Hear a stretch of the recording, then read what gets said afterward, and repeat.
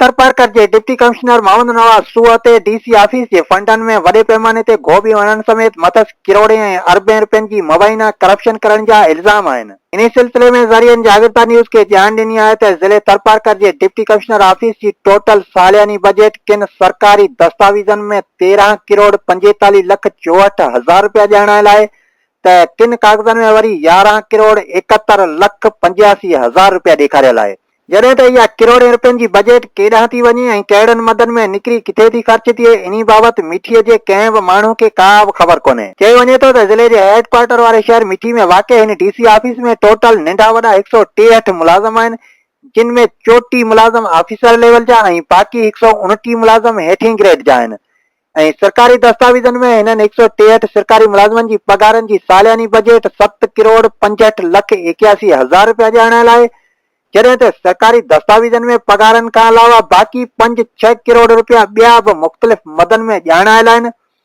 पर थर जी अवाम खे हिननि किरोड़े रुपयनि जी का बि ख़बर कोन्हे त इहे लखें किरोड़े रुपया मुबैना कूड़नि वॉचरनि ज़रिए किथे कीअं ऐं कहिड़नि मदनि में ख़र्च थी रहिया आहिनि।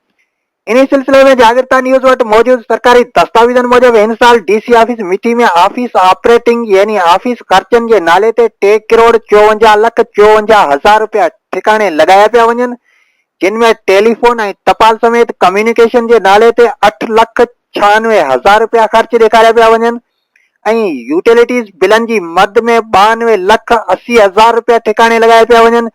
जिन में 81 लख 51 हज़ार रुपया बिजली जो बिल, 3 लख 72 हज़ार रुपया गैस जो बिल,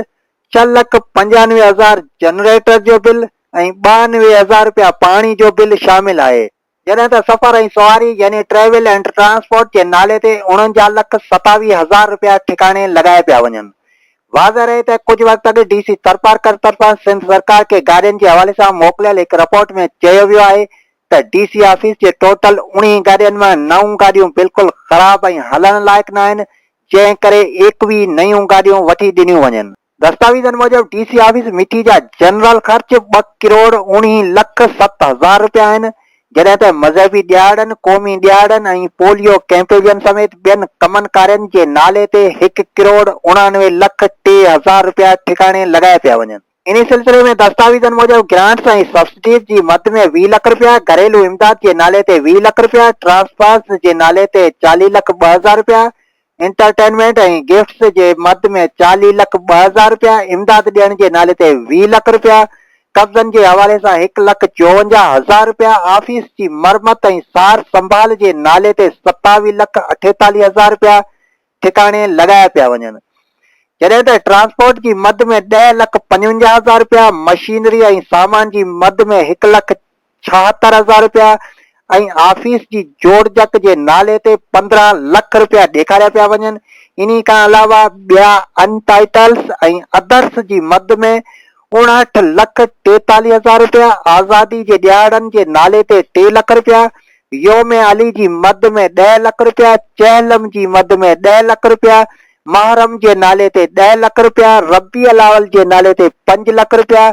ऐं पोलियो कैंपेन जी मद में 11 लख 50 हज़ार रुपया ठिकाणे लॻाया पिया वञनि। ज़रियनि मूजिब ज़िले तरपारकर जे डिप्टी कमिश्नर मोहम्मद नवाज सूअ ते संदी ऑफिस समेत ज़िले अंदर मुख़्तलिफ़ खातनि खां कमीशन की आड़ में किरोड़े न पर अरबें रुपयनि जी मुबैना करप्शन करण जा इल्ज़ाम लॻल आहिनि, जिन में 2-2.5 अरब रुपयनि जूं एडीपी स्कीमूं रिवाइज़ करण, कोरोना जे नाले ते 42 करोड़ रुपयनि जे फंडनि खे ठिकाणे लॻाइण, डीएचओ ऑफिस में 19.5 करोड़ रुपया, पॉपुलेशन खाते में 2.5 करोड़ रुपया ऐं एजुकेशन खाते में 2.25 करोड़नि समेत ॿियनि मुख़्तलिफ़ खातनि में किरोड़े रुपयनि जूं बजटूं ठिकाणे लॻाइण शामिल आहिनि।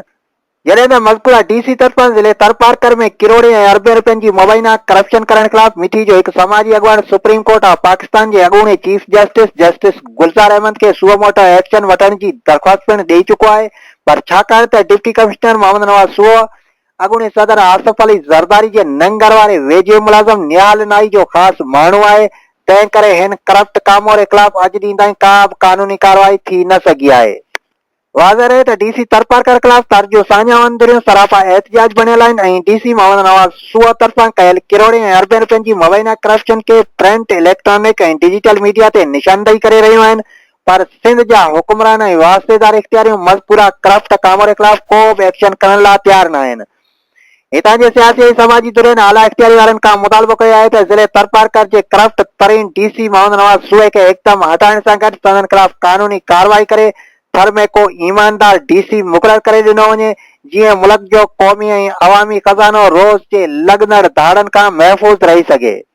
ॿिए तरफ़ ज़रियनि मूजिब करप्शन जे हवाले सां डीसी तरपारकर मोहम्मद नवाज़ सूबे जो चवणु आहे त मूं थर में हिकिड़ो रुपयो बि करप्शन नाहे कई ऐं जेकॾहिं इन सिलसिले में कंहिं माण्हू वटि सबूत आहिनि त इहे मंज़र आम ते आणे, बाक़ी प्रिंट इलेक्ट्रॉनिक ऐं सोशल मीडिया ते मुंहिंजे ख़िलाफ़ हलंदड़ ख़बरनि में का बि सदाकत न आहे। इहे सभु कूड़ियूं बेबुनियाद ऐं मन घड़त ख़बरूं ऐं ठला इल्ज़ाम आहिनि।